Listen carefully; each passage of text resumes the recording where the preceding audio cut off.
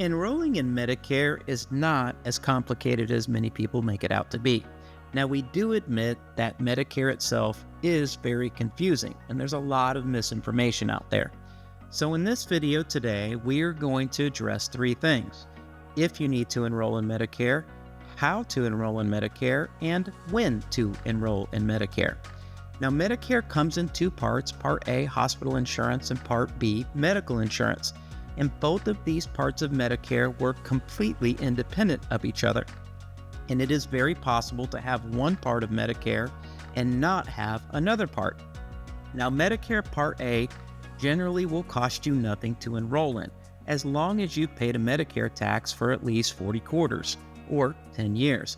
However, if you did not work at least 10 years and have a Medicare tax withdrawn from your paycheck, you could be paying a premium for your Medicare Part A. And if you pay a premium for Medicare Part A, you must, it's not optional, you must enroll in Medicare Part B. Now, Medicare Part B is the much bigger part of Medicare. It's the entire medical program: preventative care, doctor care, tests, labs, x-rays, CAT scans, MRIs, supplies, and it does have a monthly premium. Now, once you enroll in Medicare Part B, it will pay 80% of its own Medicare-approved amount. It is optional to enroll. However, if you exercise your option not to enroll, you could face penalties. Now, the people that will not pay those penalties are the folks that have what's called creditable health insurance. So if you're turning age 65 and you have health insurance through your employer or maybe even a previous employer, and it's determined that that coverage that you want to keep is as good as Medicare's, you won't pay a late enrollment penalty for not enrolling in Medicare Part B. However, if your current coverage that you want to keep is considered not as good as Medicare's coverage, then yes, you are subject to the penalty. And if you pay a penalty, Medicare will charge you 10% for every 12-month period that you should have been in Medicare Part B and you were not. So let's use an example here. Let's say you had 36 months or 3 different 12-month periods that accumulate to about 30%.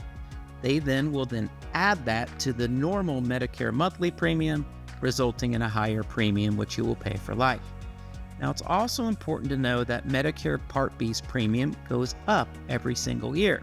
And because the penalty is based on a percentage, 10% of the monthly premium, that means your penalty also goes up every single year. Now, Medicare, because it has a monthly premium and there are late enrollment periods, there are some people that will say, hey, I have creditable health coverage. I pay a monthly premium for that and I'm happy with it. And so for those folks that have creditable coverage, they can decide and say, hey, I'm only going to enroll in Medicare Part A because I paid 40 quarters of a Medicare tax and I only need those hospital benefits in addition to what I get through my company insurance. Now, those folks that want to delay their Part B, they can do that at a later date, as long as their coverage is creditable, and of course they won't pay the penalty for doing that. Now, signing up for Medicare on time can be a little bit tricky.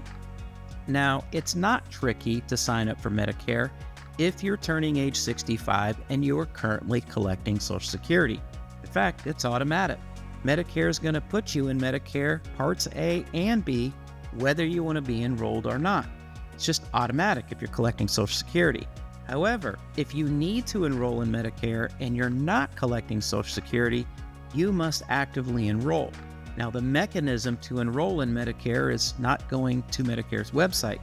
It's actually going to the socialsecurity.gov website.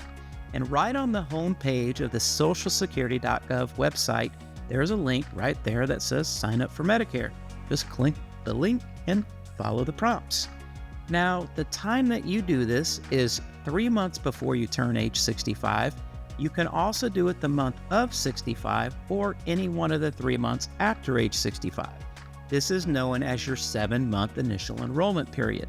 And if you miss your 7-month initial enrollment period, meaning you went beyond that 7 months, the only other opportunity is to sign up between January 1st and March 31st. This is known as Medicare's General Enrollment Period, or GEP.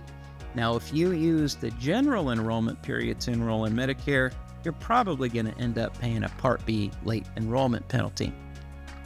Now, if you have creditable coverage, once again, and you decide, hey, I don't want Medicare, I'm just going to delay my enrollment into Medicare for a later date, the mechanism for doing that is through what's called a special enrollment period, or SEP. Now, the most common special enrollment period is, let's say you get 3 or 4 years down the line and you no longer have access to creditable health coverage. So whether you terminate that coverage yourself, or maybe you get fired from your job and it wasn't even your decision, that creates a special enrollment period, which means you can enroll anytime during the year. Now, before you decide what you are going to do with Medicare, the best thing that you can do is meet with a professional. Our recommendation is to meet with a local, the more local the better, Medicare insurance agent. Try and find one that only does Medicare. And the point of meeting with that person is so that you can know between 9 and 12 months before you even turn age 65 what your options are and whether it benefits you or not to enroll in Medicare. We thank you for watching our on-demand videos. We have an entire library full of all kinds of topics. So all you have to do is just visit us online at resourcemedicare.com/on-demand videos.